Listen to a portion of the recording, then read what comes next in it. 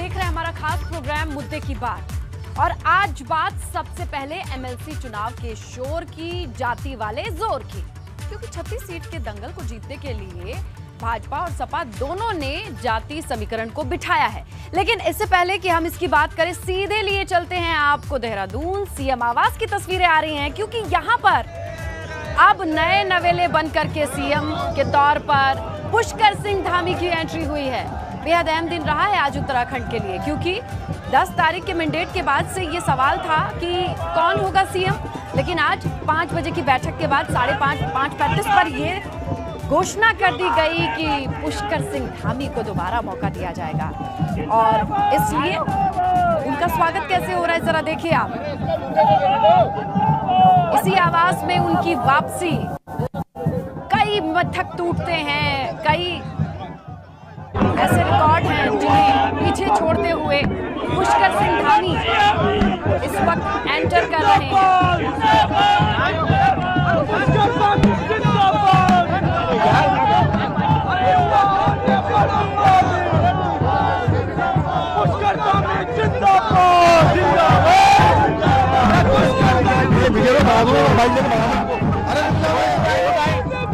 तो अमूमन 9 बजे तक देहरादून और पहाड़ों पर थोड़ी शांति होती है, लेकिन आज की शाम, आज की रात ऐसी नहीं दिखाई दे रही है, क्योंकि 11वें दिन सीएम बनकर के पुष्कर सिंह धामी की ये वापसी, ये शोर जो आप सुन रहे हैं, इसी बात का गवाह है कि आम से खास तक विश्वास जताया है पुष्कर सिंह धामी में।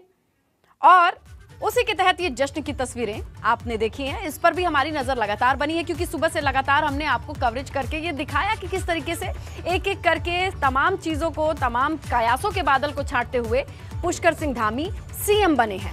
और अब जब वो सीएम बनना, ये घोषणा हो चुकी है, राज्यपाल से मिल चुके हैं, और जब वो सीएम आवास में वापसी कर रहे हैं, जहां पर एक वक्त में कहा जाता था कि इस आवास में वापसी नहीं कर पाता है कोई, लेकिन हाँ, ये भी मिथक टूटा है।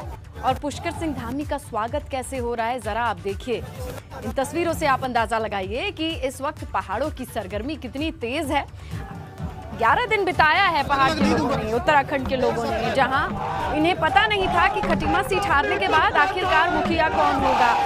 तो आज विधानमंडल की बैठक हुई और विधायक दल ने ये सुनिश्चित कर दिया कि मुखिया जो है वो पुष्कर सिंह धामी ही होंगे। और अब कई तरीके के कार्यक्रम थे। राजभवन पहुंचने के बाद, शहीद स्मारक, शहीदों को याद करने के बाद, आरएसएस के कैंप जहां से वो जुड़ाव रखते हैं वहां पहुंचने के बाद, अब जब वो फाइनली सीएम आवास पहुंचे हैं तो उनका स्वागत कैसे हो रहा है जरा देखिए।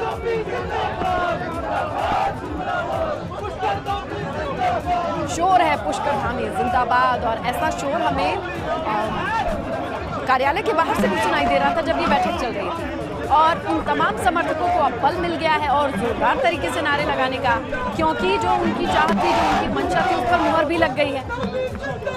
पुष्कर सिंह धामी को 6 महीने के भीतर जनता के दिलों में छाप छोड़ने का एक रिटर्न गिफ्ट मिल चुका है। दोबारा पहरेदार बनाकर के उनकी इस आवास में वापसी कराई गई है, जहां थोड़ी देर पहले ही हमने आपको दिखाया कैसा जश्न का माहौल था। और अभी भी वो जश्न का माहौल 4 गुना दिखाई दे रहा है, क्योंकि खुद सीएम बन करके जब वापसी कर रहे हैं तो उनकी अगवानी के लिए, उनके स्वागत के लिए जो उत्साह में तमाम कार्यकर्ता हैं पूरे दम खम के साथ लगे हुए हैं। और ये छोटी बात नहीं है, क्योंकि जहां जिस देवभूमि में ये माना जाता था कि सरकार पलट जाती है रोटी पर, तवे पर रोटी की तरह, वहां फिर से एक ही सरकार का रिपीट होना, और अब एक सीएम का भी रिपीट होना, उस सीएम आवास में पहुंचना जिसे लेकर कई तरीके की भ्रांतियां हैं, वो सब दूर होती दिखाई दे रही हैं। समझ रहे हैं आप, देवभूमि की पावर पॉलिटिक्स में एक बार फिर से जबरदस्त धमक के साथ धामी का राज तिलक हो रहा है। अब आपको ये बताते हैं कि आखिर कौन सी वो वजह थी जिसके चलते 11वें दिन धामी पर दोबारा विश्वास जताया गया और धामी के लिए हामी भरी गई।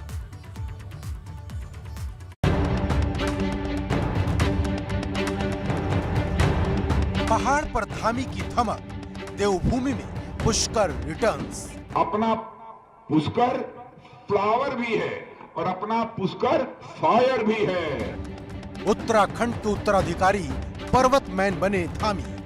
मैं उत्तरधामी को अपनी तरफ से बधाई देता हूँ। हार कर भी जो जीत जाए उसे धामी कहते हैं और ये बात पुष्कर सिंह धामी ने साबित कर दी है, क्योंकि 10 मार्च को भाजपा ने उत्तराखंड तो जीत लिया था, लेकिन पुष्कर सिंह धामी की हार के बाद एक संकट गहरा गया था कि धामी नहीं तो कौन। इसी एक सवाल का जवाब खोजने में भाजपा ने 11 दिन लगा दिए। दिल्ली से देहरादून तक नॉन स्टॉप बैठकों का दौर चला। कई बैठकों के बाद 21 मार्च को शाम 5:10 पर ऐलान हुआ कि मौजूदा वक्त में उत्तराखंड के उत्तराधिकारी के लिए धामी से बेस्ट कोई दूसरा नहीं। जैसे ही धामी के नाम पर मुहर लगी, उत्तराखंड में जश्न का सिलसिला शुरू हो गया, जैसे मानो धामी के समर्थक सिर्फ ऐलान का ही इंतजार कर रहे हों। क्या सीएम हाउस, क्या पिथौरागढ़ और क्या खटीमा, हर जगह जश्न का दौर था और जुबान पर धामी का नाम। तो धामी ने भी आभार जताने में देर नहीं लगाई। ट्वीट कर पूरे उत्तराखंड को भरोसा दिला दिया कि जो विश्वास उन पर दिखाया गया वो टूटेगा नहीं। वहीं धामी को बधाई देने का सिलसिला भी शुरू हो गया। धामी भले ही उत्तराखंड की चुनावी जंग हार गए हों, लेकिन जो काम उन्होंने 6 महीने के कार्यकाल में किया वो उनके लिए वरदान बन गया। ये उनकी बड़ी उपलब्धि रही कि 5 साल की एंटी इनकम्बेंसी को दरकिनार कर दूसरी बार सत्ता न सिर्फ लौटी, बल्कि अपनी जीत से भाजपा ने सारे मिथक तोड़ दिए। ये इसी का नतीजा है कि जब शीर्ष नेतृत्व धामी की हार के बाद नया नाम खोजने निकला तो उसे धामी से बेहतर कोई नहीं मिला। मैं उत्तरधामी को अपनी तरफ से बधाई देता हूं और मुझे पूरा विश्वास है कि इनके नेतृत्व में उत्तराखंड तेजी के साथ विकास भाई क्या कर रहे हैं? और मैं आश्वस्त हूं कि उत्तराखंड केवल तेजी के साथ विकास ही नहीं करेगा, बल्कि उत्तराखंड का एक बहुआयामी विकास होगा और मिथक टूटेंगे। और भारतीय जनता पार्टी एक विजन के साथ काम करने वाली पार्टी है। जनता ने एक बार फिर मौका उत्तराखंड में भारतीय जनता पार्टी को सरकार बनाने का दिया है। मेरी बहुत शुभकामनाएं हैं पुष्कर सिंह धामी जी के लिए कि वो बहुत बेहतर प्रदर्शन अपने इस कार्यकाल में करेंगे। लेकिन अब मुद्दे की बात यह है कि धामी को कमान तो मिल गई है, लेकिन चुनौती भी बहुत बड़ी है। Bureau report, ABP Ganga. तो देखिए, उत्तराखंड में जिस तरीके की धमक है, शोर है, वो तो आपने सुना, लेकिन यूपी की आप बात करते हैं तो 36 सीटों के सियासी दंगल को जीतने के लिए बीजेपी और सपा ने जाति समीकरण को बिठाया है। जहां बीजेपी ने ठाकुर और ओबीसी पर दांव चला है, तो वहीं सपा ने यादव और मुस्लिम यानी MY कार्ड खेला है। लेकिन 9 अप्रैल को होने वाली इस अग्नि परीक्षा में पास कौन होगा?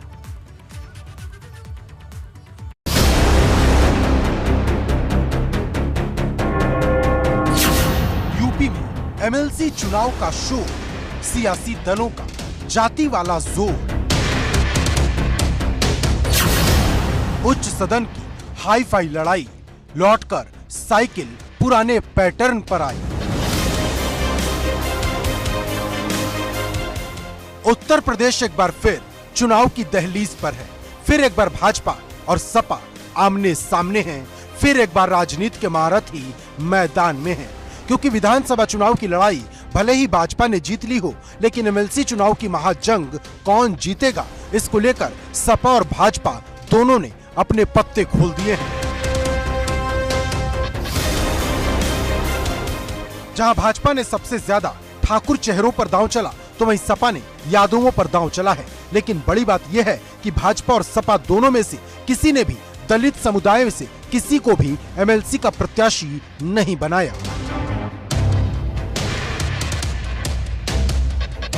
लेकिन मुद्दे की बात यह है कि किसका जातीय समीकरण भारी पड़ेगा, क्योंकि भाजपा पूरी तरह से ठाकुर ओबीसी के भरोसे है। भाजपा के 36 उम्मीदवारों पर नजर डाले तो 16 ठाकुर, 11 ओबीसी, 5 ब्राह्मण, 3 वैश्य और 1 कायस्थ को टिकट दिया गया है। इसके साथ ही भाजपा ने सपा और कांग्रेस से आए दल बदलू नेताओं पर भी भरोसा जताया। सपा से आए शैलेंद्र सिंह को सुल्तानपुर से, सीपी चंद को गोरखपुर महाराजगंज से, रविशंकर पप्पू को बलिया से, नरेंद्र भाटी को बुलंदशहर से, तो रमा निरंजन को झांसी जालौन सीट से चुनावी मैदान में उतारा है। जबकि कांग्रेस से आए दिनेश प्रताप सिंह को रायबरेली और निर्दलीय जीत रहे चंचल सिंह को गाजीपुर से टिकट दिया है। यूपी विधानसभा चुनाव के बाद भाजपा कॉन्फिडेंस से लबालब है और उसका ये कॉन्फिडेंस MLC चुनाव में भी नजर आ रहा। क्योंकि नगर निगमों के चुनाव में, नगर पालिकाओं के चुनाव में, जिला पंचायत के पिछले चुनाव में भारी बहुमत से भारतीय जनता पार्टी विजयी रही है और इन चुनाव में बीजेपी को विधानसभा चुनाव की तरह एक व्यापक सफलता मिलने वाली है। और जिस प्रकार से जो मतदाता हैं उनका उत्साह भारतीय जनता पार्टी के प्रति है, मैं समझ सकता हूं कि मैं कह सकता हूं कि बीजेपी प्रचंड बहुमत के साथ जीतेगी। जबकि समाजवादी पार्टी विधानसभा चुनाव में मिली हार का हिसाब एमएलसी चुनाव से पूरा करने की तैयारी में है। इसके लिए सपा अपने पुराने पैटर्न पर लौटती दिख रही, क्योंकि जहां विधानसभा चुनाव में सपा ने यादव और मुस्लिम उम्मीदवार से थोड़ी दूरी बनाई थी, वहीं एमएलसी चुनाव में सपा ने यादव और मुस्लिम वाला ही दांव खेला, क्योंकि समाजवादी पार्टी ने 36 एमएलसी सीटों में से 34 पर अपने उम्मीदवार उतारे, जबकि 2 सीट अपनी सहयोगी रालोद के लिए छोड़ी। लेकिन जिन 34 सीट पर सपा ने उम्मीदवार उतारे, उनमें 19 यादव, 4 मुस्लिम, 4 ओबीसी, 3 ठाकुर, 3 ब्राह्मण और 1 जैन समुदाय से है। मतलब समाजवादी पार्टी फिर एक बार यादव मुस्लिम समीकरण के सहारे मैदान में है। लेकिन सपा ने उन्हीं यादवों को टिकट दिया जो पिछली बार जीते थे, जिन 19 यादवों को टिकट मिला है।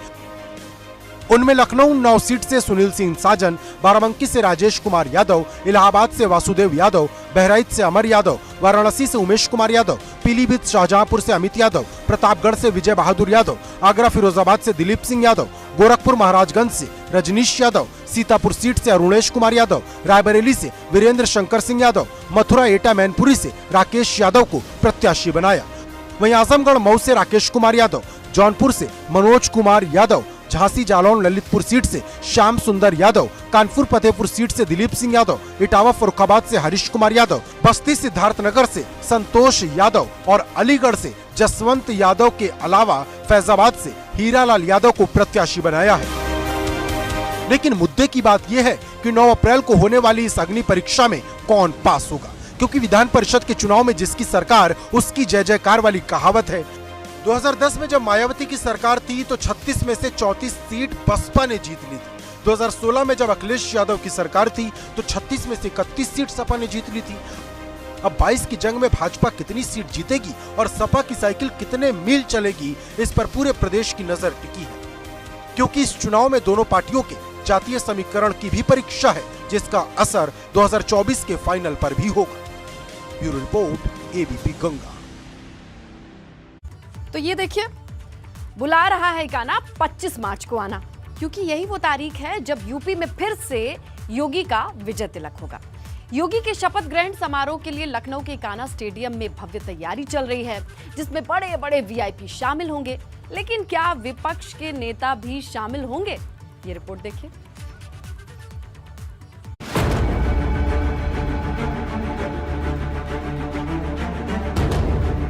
इकाना सजकर तैयार, शपथ ग्रहण समारोह का इंतजार।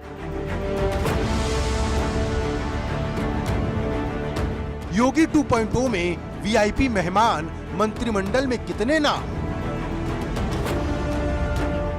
उत्तराखंड में सीएम के सस्पेंस से पर्दा हटने के बाद अब सबकी निगाहें यूपी में होने वाले भव्य शपथ ग्रहण समारोह पर है, क्योंकि जिस इंटरनेशनल इकाना क्रिकेट स्टेडियम में योगी 2.0 की शपथ होगी, वहां दिन रात शपथ की तैयारियां चल रही हैं।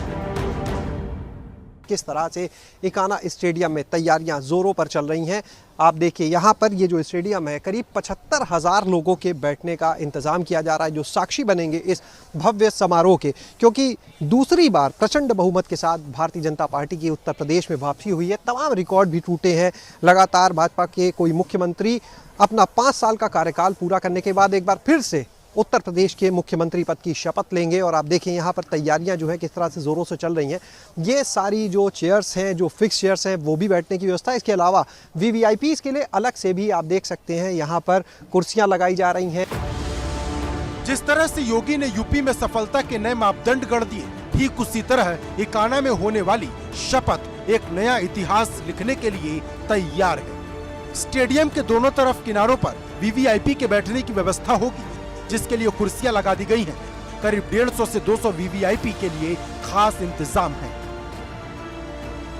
25 तारीख को शपथ ग्रहण समारोह, उसकी संपूर्ण व्यवस्था की तैयारी की बैठक आज संपन्न हुई है। सभी कार्यकर्ताओं को जिम्मेदारी, अपने प्रदेश के पदाधिकारियों को दायित्व दिया गया है लोग उस दिन अपना शपथ लेंगे और राज्य के सभी कार्यकर्ता पदाधिकारी उस दिन शपथ ग्रहण समारोह में शामिल होंगे।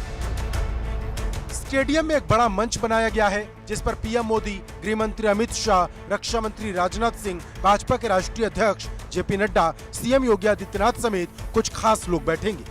इसी मंच पर योगी आदित्यनाथ सीएम पद की दोबारा शपथ लेंगे। प्रधानमंत्री नरेंद्र मोदी, गृह मंत्री अमित शाह, रक्षा मंत्री राजनाथ सिंह, भाजपा के राष्ट्रीय अध्यक्ष जेपी नड्डा, ये सभी लोग इसी सामने जो मंच तैयार किया गया है यहाँ पर मौजूद रहेंगे। उनके साथ में कुछ और विशेष लोग भी मौजूद रहेंगे जो यहाँ पर जो शपथ ग्रहण का कार्यक्रम होगा उसके साक्षी बनेंगे। इस दिन समारोह को भव्य रूप देने के लिए तमाम तरह की यहाँ पर तैयारियां की जा रही हैं। एक तरफ जहाँ लोगों के बैठने की व्यवस्था है, इसके अलावा LED स्क्रीन्स भी बड़ी बड़ी यहाँ पर लगाई जा रही हैं।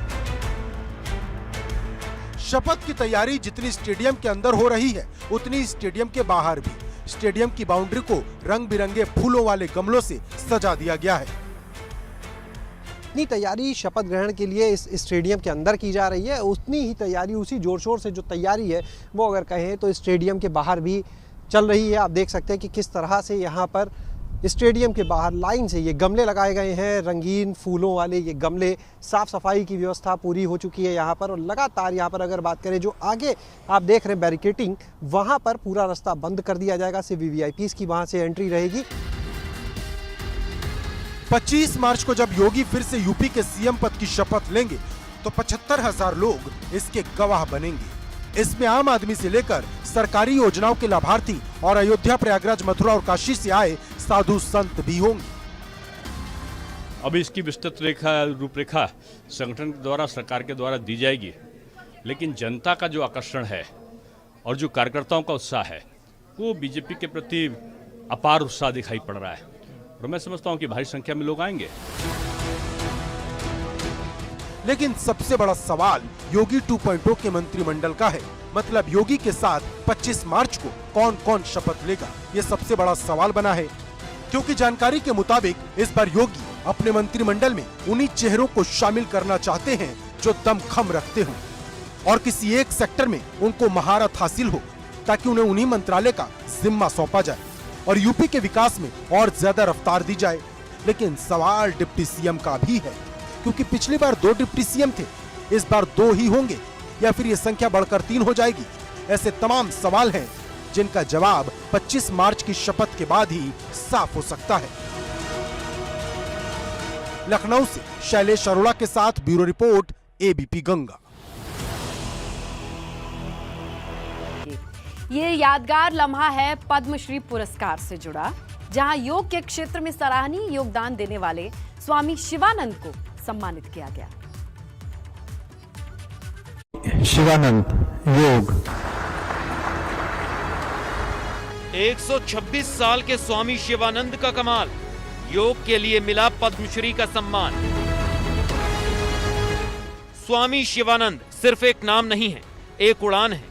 ये जिंदगी के इस पार से उस पार जाने की उड़ान है। 126 साल के स्वामी शिवानंद का जीवन एक ऐसी यात्रा है जिसमें 18वीं सदी से लेकर 21वीं सदी का एक लंबा कालखंड समाया है। और जब स्वामी शिवानंद नंगे पांव पद्मश्री सम्मान लेने राष्ट्रपति भवन पहुंचे तो पूरा राष्ट्रपति भवन उनके सम्मान में खड़ा हो गया। लेकिन माहौल उस वक्त भावुक हो गया जब स्वामी शिवानंद अवार्ड लेने से पहले पीएम मोदी को नमस्कार करने घुटनों के बल बैठ गए। शिवानंद के ये भाव देखकर पीएम मोदी भी अपनी कुर्सी से उठकर स्वामी शिवानंद के सम्मान में झुक गए। इसके बाद स्वामी शिवानंद राष्ट्रपति रामनाथ कोविंद के सामने भी घुटनों पर बैठ गए, जिसके बाद राष्ट्रपति कोविंद ने उन्हें झुककर उठाया तो पूरा हॉल तालियों की गड़गड़ाहट से गूंज उठा।